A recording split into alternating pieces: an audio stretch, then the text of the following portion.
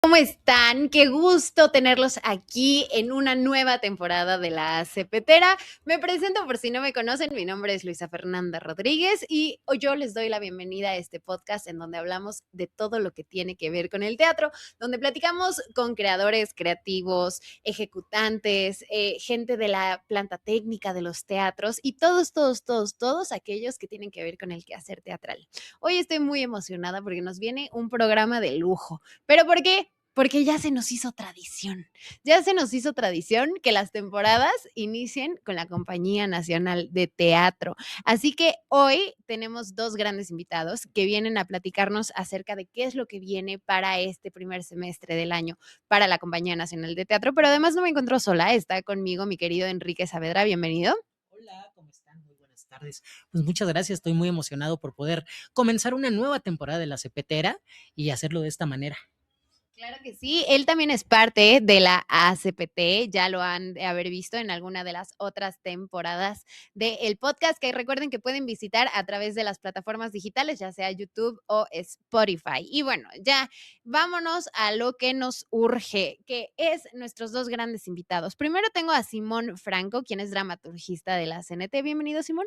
Hola, muchas gracias por la invitación. Encantado de estar aquí. A ti por estar con nosotros y claro, la maestra de maestras, que ya saben que me encanta platicar con ella, a la maestra Aurora Cano, quien es la directora artística de la Compañía Nacional de Teatro. Hola, ¿qué tal? Pues también como Simón, contenta y contenta de inaugurar otra temporada. Claro, es que esto ya es tradición, ya lo vamos a poner como sello para todas las temporadas. Lo primero que vamos a hacer es hablar de la Compañía Nacional de Teatro. ¿Me dejan producción? Sí, la producción ya le hizo que sí. Bueno, para ya entrar en materia, vamos a platicar un poquito, porque yo sé que ustedes, hay gente que no ha estado viendo el podcast y que se están incluyendo apenas, lo cual les queremos decir bienvenidos, espero aquí se queden mucho tiempo más. Y si ustedes se ponen a revisitar las temporadas pasadas, pudimos platicar con Simón acerca de qué es el dramaturgismo. Pero para dar un poquito de refresh, queremos preguntarte, Simón, ¿qué es esto? Ok, Iniciamos rudos. sí. No, bueno, pues el dramaturgismo es una figura que viene de la tradición alemana. Realmente, históricamente es anterior a la figura del director o directora. Y bueno, pues es como una especie de curador en un museo, editor en una editorial, ¿no? El primer dramaturgista fue Lessing, ¿no? Que tenía como la tarea de encontrar la identidad del teatro de Hamburgo. Entonces él empieza a hacer como una suerte de bitácora y pues es como esta idea de teorizar el teatro a la vez que lo practicas, ¿no? Entonces digamos que es como una, ya más contemporáneamente, es una especie de investigador interno de las compañías que acompaña los procesos de conceptualización, los procesos de investigación. Y bueno, también en el caso de las compañías de repertorio, también acompaña los procesos de curaduría y de programación, ¿no? Es como una suerte de persona con la cual rebotar ideas. Y lo que es muy importante y muy noble de este oficio es que el dramaturgista ayuda a otras personas a tomar decisiones, pero esta figura no toma decisiones. Me parece algo interesante. Perfecto. Y ahora queremos platicar acerca de cómo es tu labor de dramaturgista ahora dentro de la Compañía Nacional de Teatro. ¿Qué es lo que tú haces y cómo va en relación con el trabajo de Aurora, que ahorita nos platicará un poco cómo es que se mezclan? Sí, pues creo que también, bueno, es una figura nueva, es una figura que inauguró Aurora, cuando entró a la Compañía Nacional. Entonces realmente yo no tenía un antecedente, ¿no? De cómo se había hecho antes en una compañía nacional. Me tocó un poco como agarrarlo al vuelo junto con Aurora. Y yo creo que es una figura que también, o sea, en general me imagino que todos los oficios, pero siento que más pues está muy determinado por su sistema de producción. Creo que es muy distinto. Yo alguna vez hablé con una dramaturgista alemana y lo que ella me explicaba que hacía era pues, abismalmente distinto a lo que yo puedo hacer, porque pues estamos hablando de contextos y modelos de producción abismalmente distintos, ¿no? Entonces, pues lo que yo hago, la verdad, siento que es bastante campechano. En momentos, pues sí, ayudo a la investigación para pensar la programación de la Compañía Nacional, la Compañía Aurora, también acompaño Aurora en términos de pensar históricamente cómo se ha desarrollado la compañía y a partir de eso tomar decisiones. Pero también a veces me meto en los montajes específicos y ahí sí, la verdad, al ser pues una figura que es nueva para muchos directores y directoras, yo lo que procuro es adaptarme a la forma de trabajo de cada director o directora. Hay veces en las que sí me he intervenido en la adaptación de las obras, hay veces en las que he apoyado en términos de traducción, de llegar a una versión, hay veces en las que tal vez es nada más como rebotar ideas creativas con un director o directora. Digamos que ahí sí, pues eso, ¿no? Como que he tenido que ser versátil. ¿Y cómo te tratan al momento? Regularmente es el director quien convoca al dramaturgista. En este caso es la directora artística, pero tienes que lidiar con esos otros directores. ¿Qué te dicen? ¿Cómo te ven? ¿Cómo ven tu figura? Sí, pues creo que hay algunos que la cogen más que otros. Y eso, o sea, justo yo intento como no estorbar, como no ser como, o sea, ayudar más que estorbar, ¿no? Entonces, en ese sentido, pues sí intento adaptarme mucho a la forma de trabajo de cada director o directora, al tipo de proceso que están planteando y sí, o sea, como acomodarme un poco a la temperatura del proceso, ¿no? Creo que es como lo que yo ayudo, porque también creo que algo que es muy importante también de mi figura es como establecer cierta relación de confianza que también me permita ser como un mediador entre un director o directora que entran y son nuevos y la estructura que es la compañía nacional, que estamos hablando de una compañía de más de 100 personas, que pues hay un montón de cosas que tal vez no saben a nivel de protocolos, ¿no? Entonces también yo un poco ahí intento como pues mediar, ¿no? Entre esa relación. Ujú. Ahora, Aurora, ¿por qué decidir tener un dramaturgista? ¿Por qué agregar esta figura al esquema organigrama que podría tener la CNT? Pues francamente yo no sé cómo se podía vivir sin dramaturgistas, o sea, se me hace una figura pues fundamental. Supongo que los directores artísticos hemos asumido o han asumido esa, pues esas decisiones o esos procesos de investigación, los segmentaban por dependiendo cada montaje, pero me parece que es eso, es como tener un museo sin un curador, sería muy raro, por más que tú dirijas la institución. Pero específicamente para mí era importante crear esa figura porque siento que estamos en tiempos de mucho debate sobre distintas teatralidades.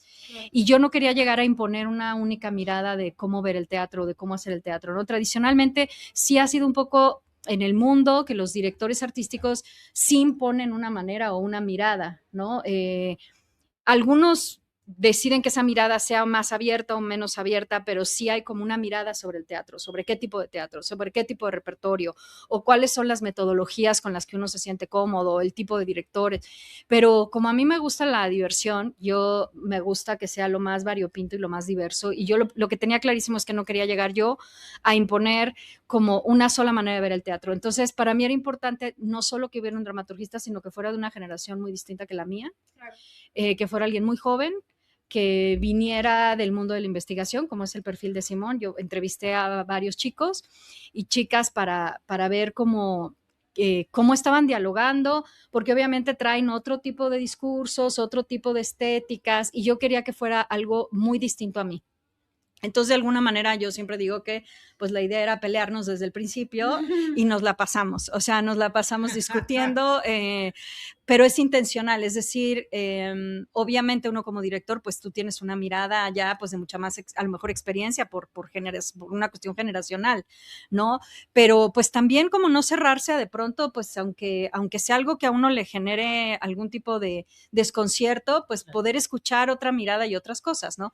Y luego ya a partir de las discusiones, pues ya hay cosas que sí me parece que Simón tiene razón y cosas que no, o sea, pero de alguna manera es más interesante curar un programa o tomar decisiones sobre un programa con este diálogo que no. Y la parte de investigación es fundamental. Para mí es fundamental. A mí me tocó llegar cuando la compañía tenía la efeméride de los 50 años. Entonces, la verdad es que nomás llegar fue meternos a procesos de investigación fuertes, ¿no? Sobre todo la historia de esos 50 años atrás de la compañía. Y mira que me parece muy interesante de esto que hablas de diversificar el esquema de la compañía, porque fuera de cámaras, Aurora y yo ya estábamos platicando como si esto ya fuera la entrevista. Nos tuvieron que avisar que todavía no empezaba.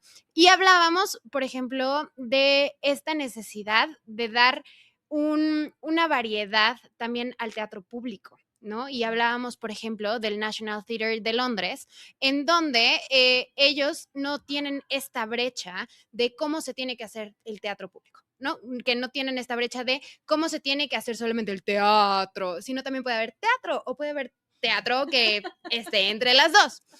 Entonces, creo que en el trabajo actual de la CNT es muy clara esta diversificación y ahora puedo entender un poquito más que viene de la coerción de ambas partes, tanto la tuya como la tuya, y entonces así pueden llegar a proyectos como el que vamos a platicar hoy, que termina temporada esta semana, que es La Cumbia del Pantano. El episodio pasado que grabamos en la temporada pasada, episodio 1, temporada 3, pueden ver que hablamos acerca de los empeños de una casa, que súper galardonada, ya lo saben, pero ahora viene Cumbia del Pantano, ¿sí? La Cumbia del Pantano. Entonces, platíquenme un poquito cómo llegamos a decidir, sí, vamos a hacer esto, que suena un poco a papaya cósmica, pero no lo es. Pues es una historia larga. Y tiene que ver un poco con la función de un director artístico en una compañía, que también pues ha sido un tema en México de debate sobre qué hace un director en una compañía, ¿no? Y digo que en México porque en el resto del mundo no es una situación de debate, está súper establecido, los directores son figuras de liderazgo artístico, ¿no? Pero en México ha habido etapas en las que ha habido directores que no han dirigido, por ejemplo, pero aunque mayoritariamente sí. Entonces, bueno, para mí era importante, evidentemente, sí dirigir, pero además como tomar decisiones sobre qué dirigir. En el caso de Los Empeños realmente no fue una decisión mía, eran los 90 años del Palacio de Bellas Artes.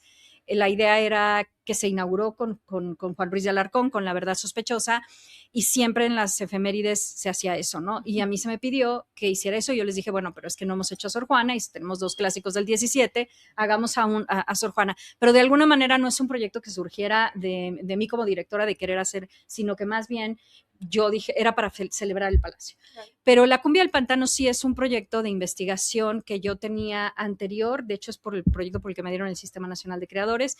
Es un proyecto que lo que busca es regresar el sentido de fiesta a la representación teatral. De hecho es un poco al revés, Empeños está un poco contaminada por la metodología de la cumbia, bueno, no solo de la cumbia, sino de este proyecto de investigación que se llama Los 4 Rumbos del Mundo y que parte de 4 fiestas nacionales como pretexto para pues generar todo tipo de debates y de desconciertos, porque a mí lo que me parece divertido es generar la mayor cantidad de debate y de desconcierto moral, social, político, amoroso. Me encanta incomodar. Sí. Ella dijo, me encanta incomodar. Me encanta. Vamos. Es que siento que el teatro lo que tiene es que abrir preguntas, claro. ¿No? Abrir preguntas. Entonces, eso sí es un proyecto de investigación que tiene que ver también con temas de búsqueda identitaria, ¿no? Entonces, cuando a mí me invitan a la Compañía Nacional, que fue muy sorpresivo y que a la fecha sigo muy agradecida porque es una iniciativa que viene primero de los actores y luego ya el instituto a través de, en ese momento, Lucina Jiménez me invitan a participar en el proyecto, pues para mí llega en un momento coyuntural importante en el que yo misma me estoy cuestionando procesos de investigación sobre lo que es el teatro mexicano, sobre lo que es la identidad, sobre qué tipo de cosas, de qué se tiene que hablar, ¿no?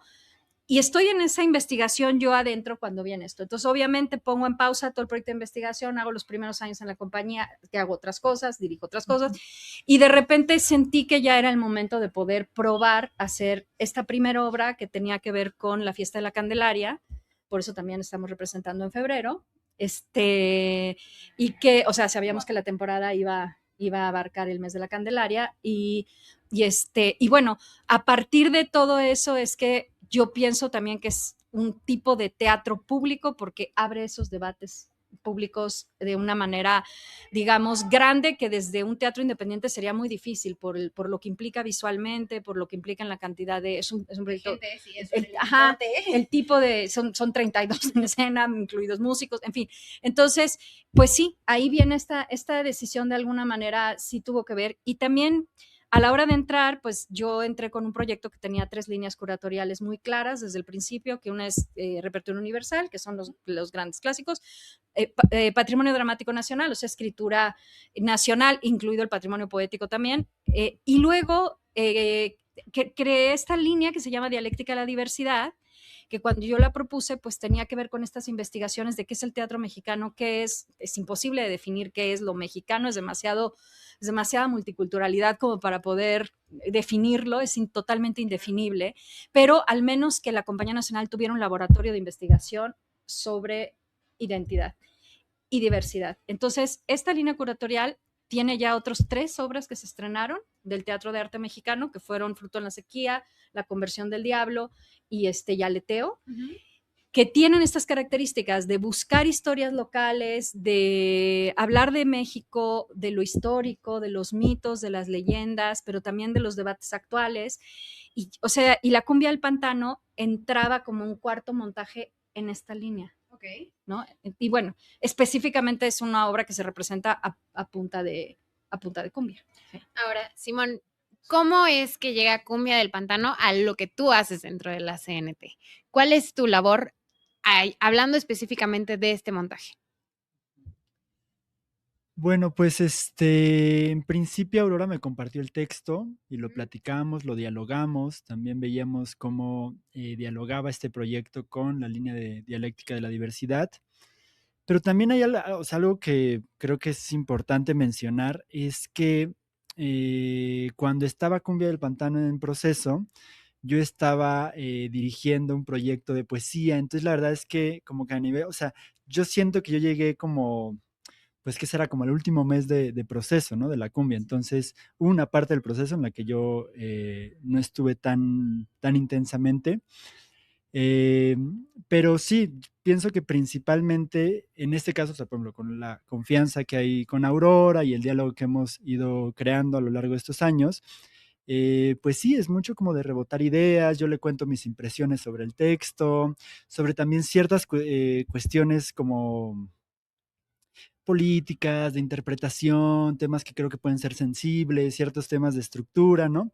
Y ya pues ella toma las decisiones, ¿no? De en qué sí me hace caso, en qué no, en algunos le hago propuestas, en otros nada más dejo ahí como la pregunta abierta. Eso, Que no es el principalmente. único proyecto que cierra temporada esta semana en donde estás involucrado, ¿cierto? Llevas también la dirección de Radio Más Igual. Radio Más Igual terminó temporada el domingo pasado. Ah, cierto, ya no es 15, amigos, estoy volteadísima en los horarios, perdón. Es que yo ya vivo aquí en la cepetera, perdón. Terminó temporada la semana pasada, pero eres director de Radio Más Igual. Sí, sí, sí. Y cuéntanos un poquito acerca de esa obra también. De esa obra. Bueno, pues por ejemplo, esa obra creo que es un ejemplo interesante sobre esto que hemos estado hablando. Cuando entramos, para los 50 años de la CNT, hago una investigación sobre todas las obras que se han montado en esos 50 años en sus diversos periodos, porque también ha tenido periodos muy distintos donde la institución se estructura de maneras muy diversas, ¿no? No había un elenco estable durante un buen tiempo, ¿no? Y hubo varios datos de esa investigación que nos sorprendieron bastante, ¿no? Por ejemplo, uno de ellos, que nunca se había montado a Sor Juana, de ahí un poco la insistencia de Aurora de hay que montar a Sor Juana y no a Juan Ruiz otra vez, que Juan Ruiz ya se había montado varias veces, ¿no? Pero otro que a mí también me llamaba la atención es que siempre, o sea, a ver, el formato de Compañía Nacional es un formato que viene de Europa y nace en este momento donde se configuran los estados nacionales y tienen que existir instituciones que le den identidad a estos estados nacionales. Entonces se crean las orquestas sinfónicas nacionales, compañías nacionales de danza, de ópera, ¿no? Entonces hay como esta misión abstracta de esta institución tiene que encontrar la identidad de este país. Pero pues en un país como México, que justo es tan diverso, tan multicultural, eso es muy complejo, ¿no? Entonces, algo que a mí me parecía complejo es cómo si nosotros estamos de alguna forma representando la identidad del Teatro Nacional, todo el teatro que se ha hecho hasta ese momento ha sido en castellano, ¿no? Luego, paralelo a esto, hubo un laboratorio que se hizo internamente para pensar estos temas identitarios con Amanda Schmelz y Federico Lozano. Y en ese laboratorio hubo una actriz que se acercó a mí y me dijo, oye, yo también tengo inquietudes sobre, porque abordamos temas como multiculturalidad, lengua, ¿no? Entonces hubo una actriz, que es Ana Karen Peraza, que se acercó y me dijo, bueno, ella es mayahablante, ¿no? Y dijo, yo tengo un proyecto que me interesa también como pensar para este ciclo de Martes de Poesía. Por distintas razones, el proyecto, como ella lo estaba concibiendo, no se pudo llevar a cabo, pero un poco como que quedó ahí la cuestión de, porque yo inicialmente había pensado desde el dramaturgismo como en que se hiciera una obra de teatro en alguna lengua originaria. Pero justo a partir de que este cruce y también hablándolo con Aurora, como que nos parecía que tal vez meterlo en el ciclo de Martes de Poesía era lo más adecuado, porque también, vaya, la dramaturgia es una categoría pues muy occidental, ¿no? O sea, la producción poética y literaria de las comunidades no está como en en estas categorías como cuento, ensayo, narrativa, dramaturgia, ¿no? Entonces, pues nada, como que la producción poética es mucho más vasta, ¿no? Entonces, bueno, pues surgió este proyecto, luego hicimos una colaboración con la Coordinación Nacional de Literatura, que la encabezaba Nadia López. Ahora Nadia López la acaban de nombrar, ¿cómo es? Directora de materiales y contenidos. Y lo celebramos. Exacto, lo cual Y lo yo creo que está increíble. Nadia ha sido una gran cómplice con la compañía, porque Sí. claro, siendo ella la Coordinadora Nacional de Literatura, siendo ella misma una poeta de lengua originaria, pues obviamente era perfecta para dialogar estas inquietudes, ¿no? Que teníamos nosotros, y nos asesoró muchísimo. Y luego nosotros la conocimos como poeta. O sea, yo cuando me puse a buscar, o sea, es una poeta mixteca increíble. O sea, también es muy valiosa su obra. Y pues nada, ella nos empezó también como a conectar, también justo la coordinación a partir de Nadia empezó a tener como un enfoque muy orientado hacia las lenguas originarias, entonces empezó a hacer muchos eventos, recitales a los que me invitaba, yo iba y escuchaba, entonces como que a partir un poco de ese diálogo fue que yo empecé como a configurar esto, luego también Aurora me dijo, bueno, a ti que te interesa tanto este tema, ¿por qué no lo diriges tú? Yo en un principio, la verdad, me sentí un poco pues en conflicto, porque pues yo no soy originario de ningún pueblo, no pertenezco a ningún pueblo, ni hablo alguna lengua originaria. Bueno, de algún pueblo originario, ¿no? Sí, O sea, sí. de algún pueblo serás. Pero pues nada, también me pareció interesante, o sea, también el elenco que se configuró, pues está en una situación parecida a la mía, ¿no? No eran hablantes, no era su lengua materna. Entonces, de alguna forma también desde la Compañía Nacional nos parecía muy importante reflexionar sobre la distancia que tenemos como hispanohablantes con las lenguas de nuestro país. Es decir, no pretender representar a una comunidad que no podemos representar porque no formamos parte de ella, ni hablar por ella, sino más bien cuestionarnos desde los hispanohablantes cuál es nuestra relación con las lenguas y qué papel podemos tomar dentro de la desaparición de las lenguas de nuestro país y la revitalización de las mismas, porque además como que se cree que esto es algo que sucedió hace mucho tiempo, ¿no? Hace 500 años, y no es cierto. O sea, la verdad es que este dato que Yasnaya Aguilar fue a decirlo en el Congreso, es muy, muy fuerte, ¿no? Muy abrumador, que para 1820, que ya éramos una nación independiente, el 65% de la población hablaba una lengua originaria.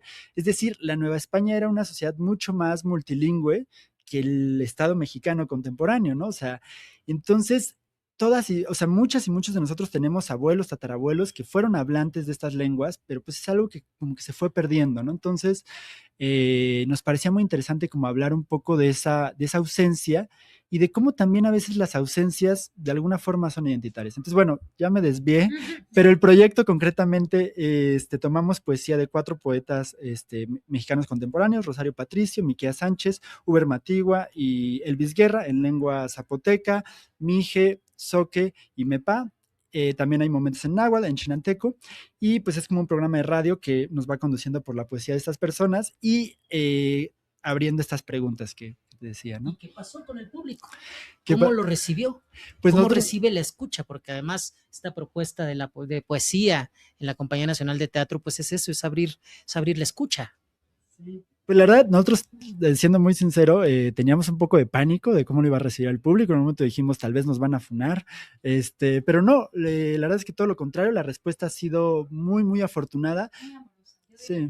Yo diría que sí ha sido una respuesta muy, muy amorosa al proyecto, como que ha habido mucha apertura, ¿no? A escuchar, como dices tú, a escuchar, ¿no?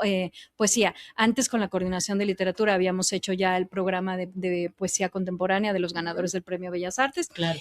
Y es el mismo ejercicio, ¿no? De escuchar a los poetas. Que todo esto empezó con Martes de Poesía. Con la maestra Marta Verduzco, cuando retomó Exacto. Nostalgia de la Muerte, de Bielorrutia.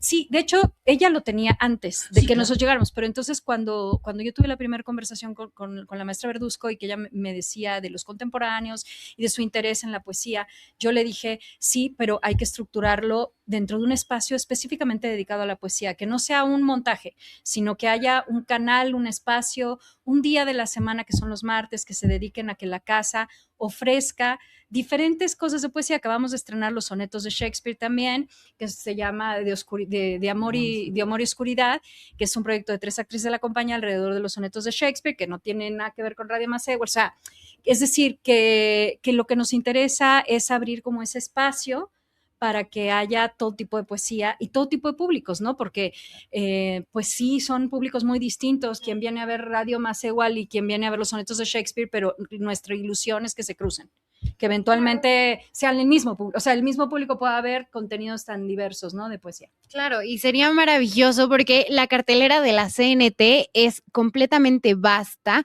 Quiero hacer un breve comercial para platicarles, si es que no lo he hecho, porque no lo sé si ya lo hice, pero para platicarles en dónde estamos hoy, que creo que es un lugar maravilloso. Es la Tienda Teatral México, que se encuentra en el Centro Cultural Cuauhtémoc y va a ser nuestra nueva casa esta nueva temporada, ¿cierto, Enrique? Es que Enrique es el señor dueño y amo de aquí. Pues tengo el gusto de estar aquí colaborando con Tienda Teatral, que es un proyecto internacional. Y estamos precisamente en la sede de México y pues me da mucho gusto darle la bienvenida a la CPTera y a la Compañía Nacional de Teatro. Van a decir, ¿por qué? Sí, estoy como por varios flancos, por la CPT, por la Tienda Teatral, por el gusto de poder entrevistarles y pues nada, bienvenidos. Este es un espacio de libros, de títeres y de objetos que se relacionan con el teatro. ¡Qué maravilla! Y pues nosotros hablamos de teatro, de mucho, mucho, mucho teatro.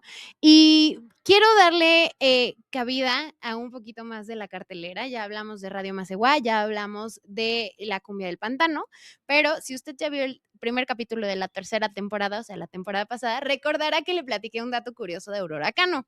Ese dato es que ella fue parte del elenco de Cats.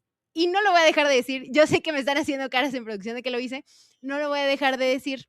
Entonces, quiero platicarles que cuando ella, y me corregirá si me equivoco, cuando estás en Cats tenías dos maestros que uno sí te fue a ver para ver la escenografía y el otro no fue. ¿Quién fue el que no fue? Héctor Mendoza no fue. Maravilloso. ¿Y por qué vamos a hablar de Héctor Mendoza? Porque viene este nuevo homenaje a Héctor Mendoza a través de Misantropías, dirigido por el maestro Luis de Tavira. Entonces me encantaría que me platicaran un poquito acerca de este proyecto. Claro que sí. Bueno, pues Misantropías es una obra que representa muchísimas cosas, pero es una obra sobre el teatro, es una obra sobre Molière, pero sobre todo es una obra sobre la compañía de teatro de Molière y las vicisitudes de Molière para poder mantener su compañía, ¿no? Más todos los líos dentro de la propia compañía, personales, amorosos, porque ya saben que pues el mundo del teatro somos muy intensos y pasionales, entonces se generan, la gente no lo sabe, pero todos estos amores de camerino son intensos. Entonces Mendoza escribe una comedia a principios de los 90 que se llama Misantropías y que haciendo referencia evidentemente no solo al personaje de Molière, sino al misántropo del mismo Molière y a su pues dificultad para adaptarse al ser humano, lo que es una constante en nuestras vidas, pues la toma como un poco como pretexto para hablar de sus propios posicionamientos frente al teatro, ¿no?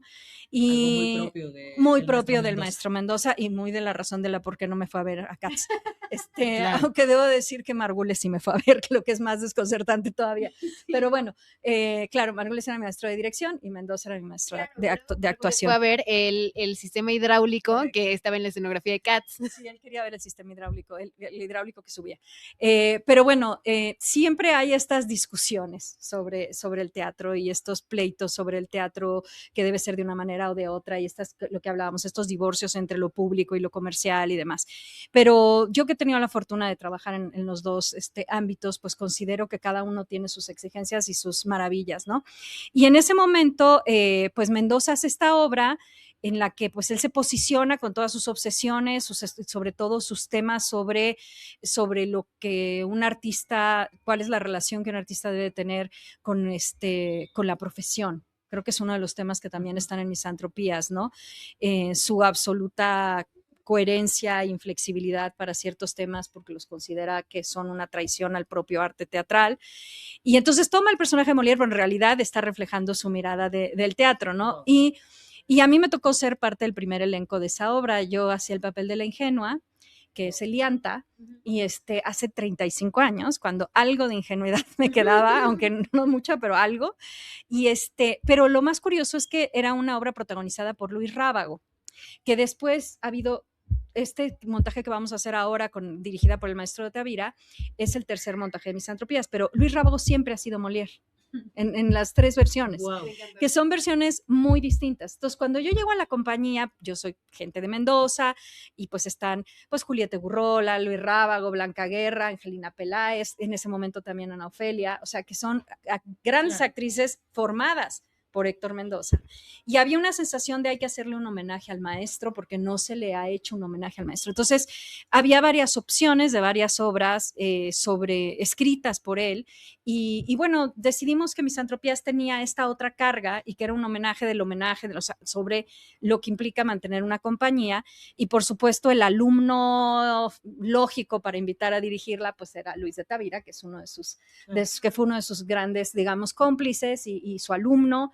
Entonces, por eso es que quedó este homenaje que ahora lo haremos una vez más con Luis Rábago protagonizando. Luis Rábago siempre ha sido el personaje que es Héctor Mendoza. Correcto, es el alter ego. En Creator Principium, el burlador de Tirso. Siempre es él el director teatral, el alter ego de Héctor Mendoza. Sí, totalmente. Era no solo era uno de sus actores favoritos, sino como bien dices, era su alter ego directamente, ¿no? Su representación en el escenario.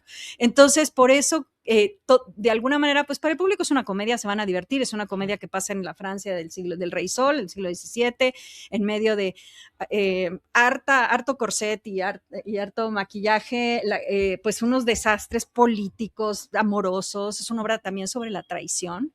Creo que para mí es el tema central de la obra, la traición a la profesión y la traición amorosa, ¿no? Entonces, pues sí es muy divertida. Para el público, pues quizá no sea, pero para la gente que somos del medio teatral podemos leer todas estas otras, pues significados que va a tener el que se le haga ese homenaje en particular al maestro Mendoza. Y que curiosamente Misantropías no es una de estas obras metateatrales que sean tan socorridas o concurridas. Pensamos más en Creator Principium, que es un caballito de batalla al momento de estar estudiando teatro.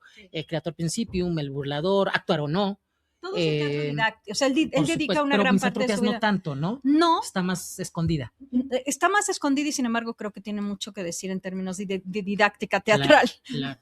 Tiene como distintos planos de realidad. O sea, hay uno que sigue como la trama principal, pero hay otro que es entre Juan y Magdalena, donde sí hay muchas reflexiones en torno al oficio. O sea, y que creo que también hay un diálogo ahí con Diderot, como muy fuerte, ¿no? Y como con esa escuela de actuación. Sí, de hecho, pero lo lindo es que lo representa. Es decir, está el diálogo diderotiano, que bueno, para el público que nos escucha y que no sepa, y en La paradoja del comediante es un libro de Diderot sobre los diferentes tipos de actores. Y es muy divertido porque sigue siendo exactamente igual. O sea, el actor de vivencia, de vena, que puede ser increíble, que no te va a hacer una función igual nunca, pero que igual un día puede ser maravilloso y otro día puede ser una función terrible, ¿no?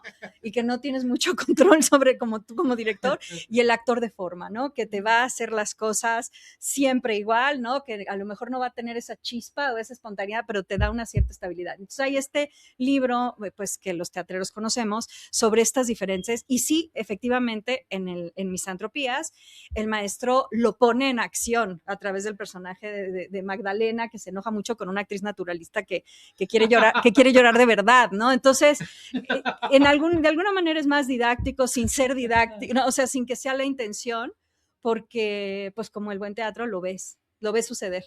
Bueno, en Héctor Mendoza ves el hecho de como un ensayo, no un ensayo teatral, sino un ensayo literario o un ensayo sobre un tema está en el teatro. Sí. ¿No? Creo que es un gran precursor de eso que hoy es más natural tener, ¿no? Ensayos convertidos en teatro. Creo que él es un gran precursor de eso. Exactamente, y por eso también es el gran formador, ¿no? Porque más allá de que fue primeramente un autor, que fue al principio de su carrera muy reconocido como autor, así empieza él con estas becas como escritor, luego un gran director, pero también creo que su figura como formador es entrañable y es simplemente los 3 directores de la Compañía Nacional de esta última etapa que ha existido, hemos sido alumnos de él, ¿no? Digo, son generaciones de Tavira, a mí, pues sí, hay un mundo de distancia generacional, nos tocaron etapas de él diferentes, pero sí somos alumnos del maestro, ¿no? Claro. Entonces, de alguna manera, me parecía natural que la compañía en algún punto de la vida, y pues sí, un poco en la coyuntura de que estaba a cargo, ¿no? A mí me pareció que era adecuado rendirle un homenaje. ¿Seguirá ese homenaje con otras cosas? ¿Explorando más al dramaturgo? Porque el gran pedagogo creo que precisamente... Está muy estudiado, sí. Ajá. Pues de momento no, o sea, de momento se va a hacer Misantropías, que es pues ese texto en particular. Es una obra que se va a estrenar ahora el 5 de marzo, que en nuestra segunda etapa de la residencia del Julio Castillo, porque vamos a terminar ahorita La cumbia del pantano, El diccionario y Prendida de las lámparas, constituyeron como esta primera parte de esta residencia y ahora vamos con la segunda, en donde vamos a estrenar Misantropías y vamos a estrenar otras 2 obras de nuestro repertorio, que queda Diccionario una temporada más, y va a estar de jueves a domingos Misantropías. De momento eso es una obra que también va a tener probablemente presencia en el Cervantino. Mendoza es de Guanajuato, entonces también Claro. ese es un dato de Apaseo, exacto. Entonces ese también es un dato importante y estamos concentrados pues en eso, en que la obra esté bien y además que también es interesante la figura de Luis de Tavira, que como todos saben es el refundador de la Compañía Nacional, que es la primera vez que regresa a dirigir algo a la compañía, ¿no? Entonces, pues eso también creo que en sí mismo es un evento, ¿no? El que podamos tener todas estas capas. A mí me da mucha risa porque la obra sí es una especie de Frankenstein, porque tú lo ves y pues sí es Mendoza, totalmente el texto, los personajes, pero el montaje sí es muy de Luis de Tavira. Entonces, en ese sentido, creo que es una experiencia sobre todo pues para la banda de teatro, pues ver esas 2 diferentes personalidades de 2 personas que han hecho historia en nuestro teatro, ¿no? Hablamos acerca de este homenaje para Héctor Mendoza, que va a ser Misantropías, pero también hablamos del homenaje del año pasado, que fue para los 100 años de Rosario Castellanos, que fue Prendida de las lámparas, que esta obra todavía está. ¿Sí? Sí, termina este fin de semana. Uh-huh. O sea, Prendida de las lámparas, Diccionario terminó ayer esta temporada. Sí, y el Diccionario. Con y con Oscar y ahora Narváez y Arturo Ríos. Con Oscar Narváez y ahora está Arturo dirigida Ríos. por Enrique Singer, sí. Y esta semana terminan el domingo, termina Prendida, que está en horario matiné, Prendida de las lámparas, que es también con la maestra Luisa Huertas, y termina La cumbia del pantano. O sea, son las 2 obras que terminan esta semana, o sea, que quienes no han visto Prendida de las lámparas o no han visto La cumbia del pantano, es su última oportunidad, tienen que ir. Hagan maratón, al fin que están divididas de horarios. Es el mismo teatro, te quedas, mira, vas primero en la mañana, ves Prendida de las lámparas, te sales a comer a la cafetería de al ladito o al jardín escénico porque ya existe proscenio, sí, y después ya te regresas y ves La cumbia del pantano. ¿Cómo les fue con estos horarios? Con tener en martes Diccionario, con tener a mediodía una obra que no es precisamente ni para infancias ni para jóvenes. ¿Cómo les fue? Pues la verdad que muy bien. Es curioso porque en México no existe esa tradición que sí existe en muchos lugares del mundo, que los teatros, inclusive el National, los teatros en Alemania, dan funciones de matiné.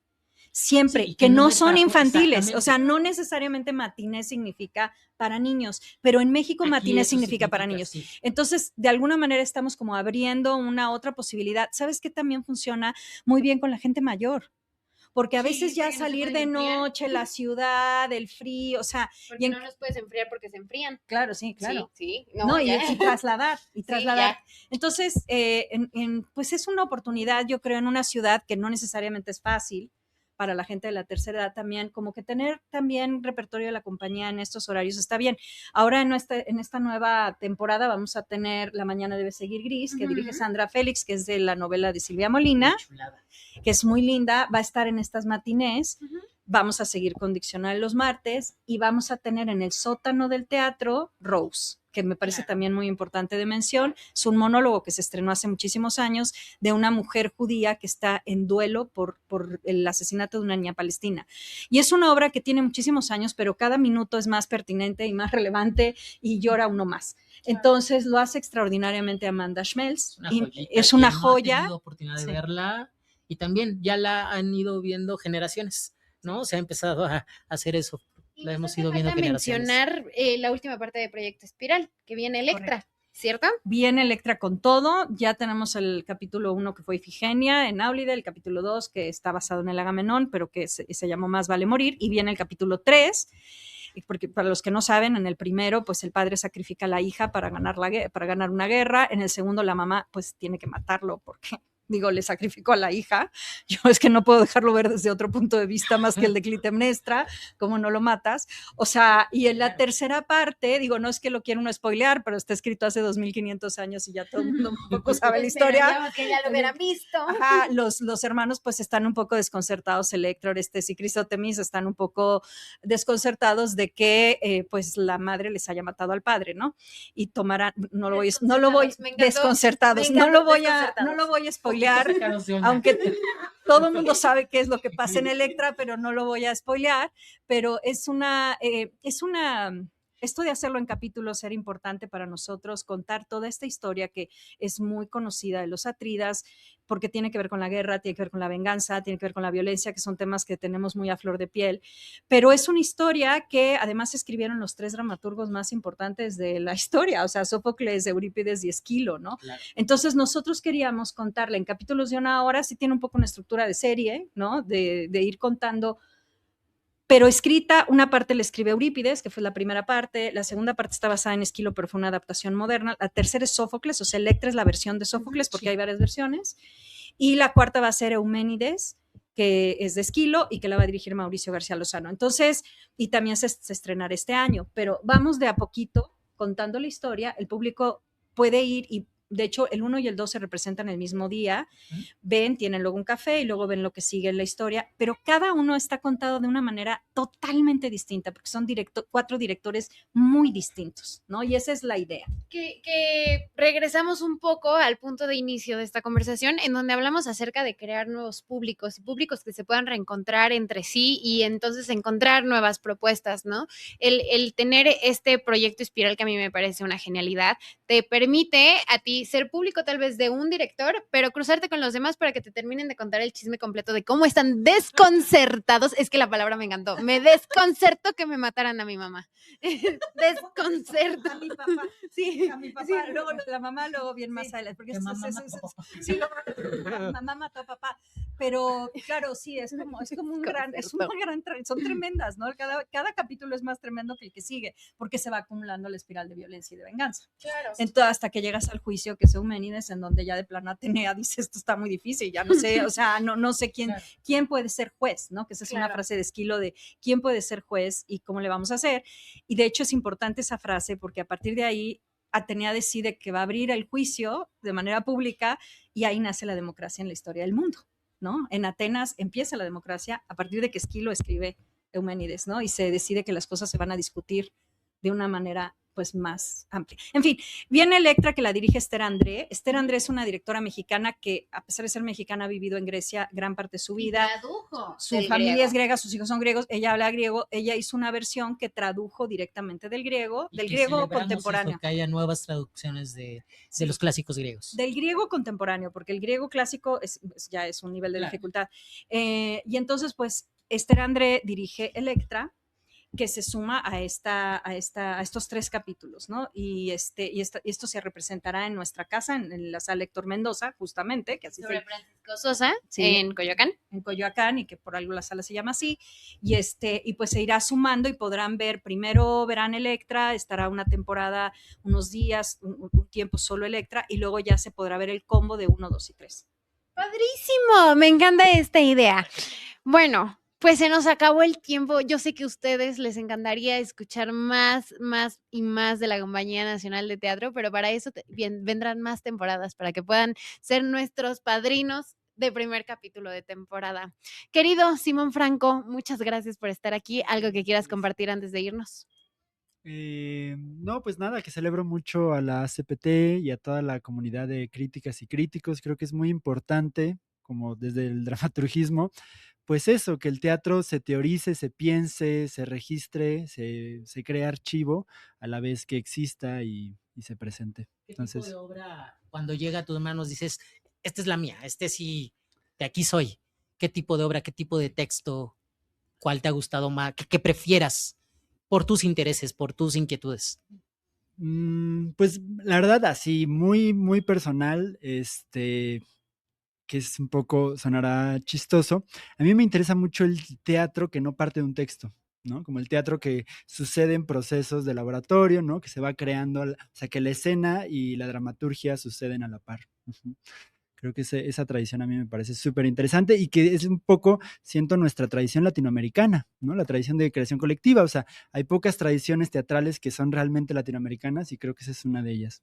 Ujú. Muchísimas gracias, Simón, Gracias, por Simón. haber estado aquí. Querida Aurora Cano, gracias. ¿Algo que quieras compartir antes de despedirnos? Pues agradecerle, Luis, Enrique, esta conversación, por supuesto a Simón, nomás que ya nos tenemos muy conversados nosotros.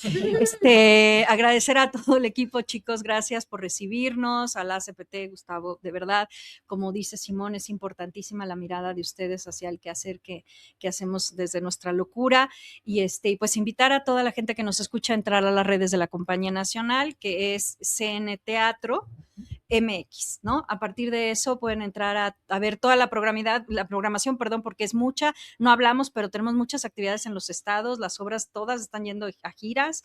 Nos faltó hablar de las sedes.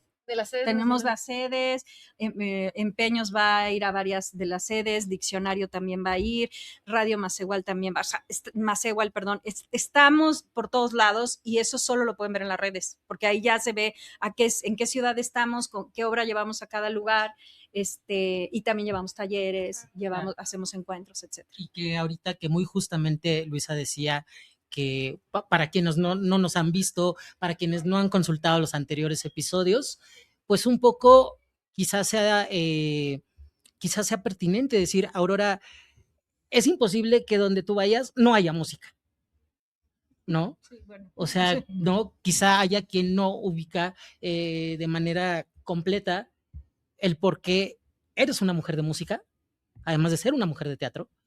Y creo que eso es algo que ha distinguido, ¿no? Lo que bien Luisa planteaba, ¿no? Con respecto al repertorio y a las creaciones de la CNT. Hay música. Sí, hay música. Y hay música, pero no solo en los montajes, como hablábamos hace ratito, ¿no? No solo en los montajes como puede ser Empeños o La Cumbia, que muy evidentemente están diseñados a partir de una investigación musical, sino en muchos de los montajes que estamos haciendo. Yo considero que este sentido de la fiesta, de lo que hablaba, de pronto se nos olvida que la música es parte de la fiesta y que siempre ha sido, y en el mundo barroco ni se diga, o sea, siempre ha sido parte del teatro, siempre, ¿no? Y a mí pensarlo separado me cuesta muchísimo trabajo, porque pues es todo, así como Wagner hablaba de que la obra total era la ópera, yo creo que la obra total es el teatro, ¿no? Porque tiene todo. Y si no, la vida sin la música sería muy terrible, creo yo. O sea, ya es difícil, pero sin música.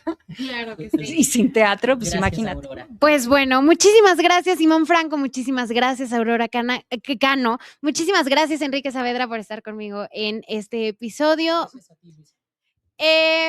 Yo me despido de ustedes sin antes decirles que por favor visiten la tienda teatral que se encuentra aquí en el Centro Cultural Cuauhtémoc, que tiene las puertas abiertas para ustedes, para que vengan a conocer muchísimo más acerca de todo lo que tiene que ver con el teatro. En una de esas, y nos encontramos aquí grabando podcast y ya tenemos hasta público en vivo. Y la producción. Gracias, sigan las redes, por favor, de los ACPT MX. Gracias a Agon Producciones y a los ACPT que hacen posible este podcast. Mi nombre es Luisa Fernanda Rodríguez y te pido que solo por hoy no dejemos ninguna butaca vacía. Hasta luego, esto fue